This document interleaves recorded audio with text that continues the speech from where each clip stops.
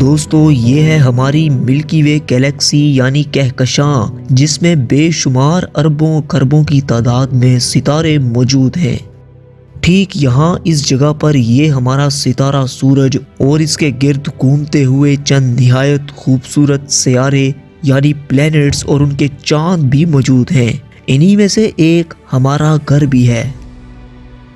ये सियारा अर्थ, जिस पर हम समेत लाखों की तादाद में स्पीशीज रह रही हैं, ये भी इसी सूरज का चक्कर लगा रहा है। इन तमाम खूबसूरत प्लैनेट्स और सूरज जिसके गिर्द ये चक्कर लगा रहे हैं, इनको मिलाकर हमारा सोलर सिस्टम बनता है। मगर आज से 4.6 बिलियन साल पहले यहाँ पर कुछ भी मौजूद नहीं था, ना ही सूरज और ना ही इसके गिर्द घूमते हुए खला में तैर रहे ये दिलकश सियारे। आइए 4.6 बिलियन साल पीछे चलकर देखते हैं कि कैसे एक धुंधला बादल और एक सितारे की मौत हमारे सोलर सिस्टम के बनने का सबब बने थे।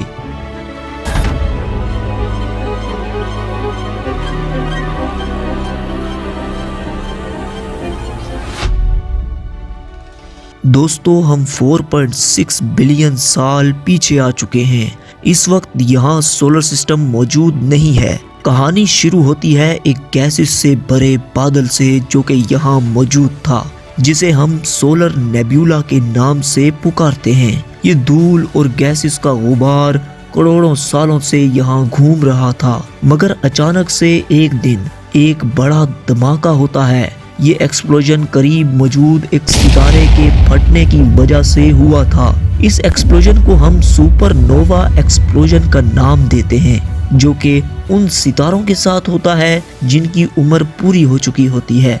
दोस्तों इस धमाके की शॉक वेव ने सोलर नेब्यूला में मौजूद गैस और धूल को सेंटर की तरफ मर्ज करना शुरू किया। गैसेस और डस्ट कुछ इस तरह से डिस्क की शक्ल में रोटेट करना शुरू कर देते हैं। यही वजह है कि हमारा सोलर सिस्टम भी फ्लैट है, बिल्कुल इस डिस्क की तरह।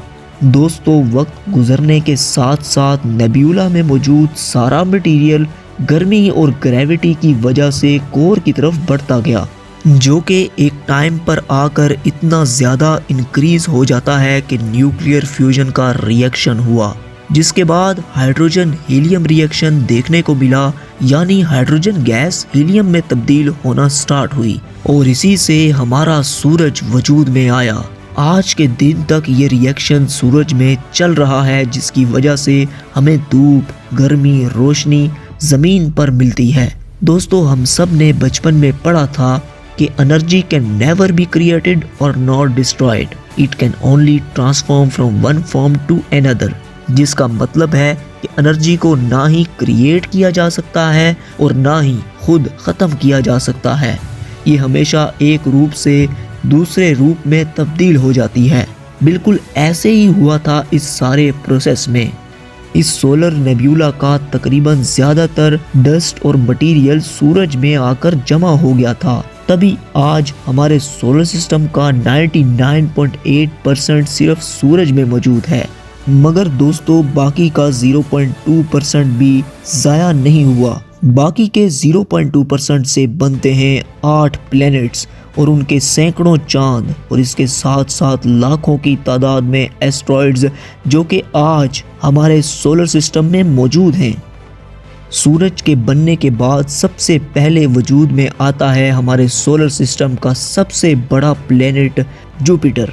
चूँकि ये प्लैनेट्स में सबसे पहले बना था, इसीलिए इसका साइज सारे प्लैनेट्स से बहुत बड़ा है।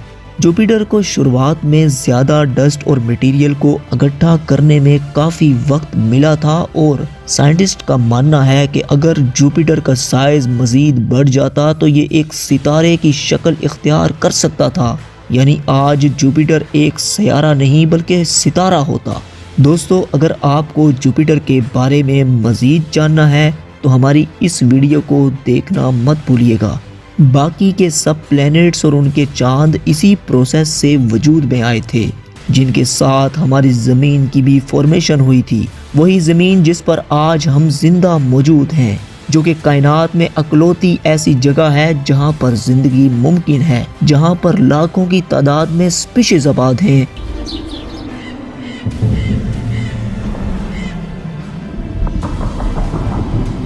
और उस वक्त एक बड़ा ऑब्जेक्ट या प्लेनेट जिसको हम थिया कहते हैं वो ज़मीन से टकराया था, जिसके बाद चांद ज़मीन से अलग होकर फॉर्म हुआ था। हमारे चांद ने ज़मीन को स्टेबल किया और इसी स्टेबिलिटी ने ज़िंदगी को जन्म लेने का मौका दिया। दोस्तों, ज़मीन पर मुकम्मल ज़िंदगी का आगाज़ कैसे हुआ, इस पर हमने एक मुकम्मल डिटेल्ड एपिसोड बना रखी है, उसको चेकआउट करना मत भूलिएगा। नाजरीन, अरबों सालों के एक लंबे अरसे के बाद हमारा निज़ाम शम्सी बना है। इस जैसे करोड़ों की तादाद में हमारी मिल्की वे गैलेक्सी में मौजूद हैं। तो दोस्तों, ये थी हमारी आज की एपिसोड। जाने से कबल चैनल को सब्सक्राइब करना मत भूलिएगा।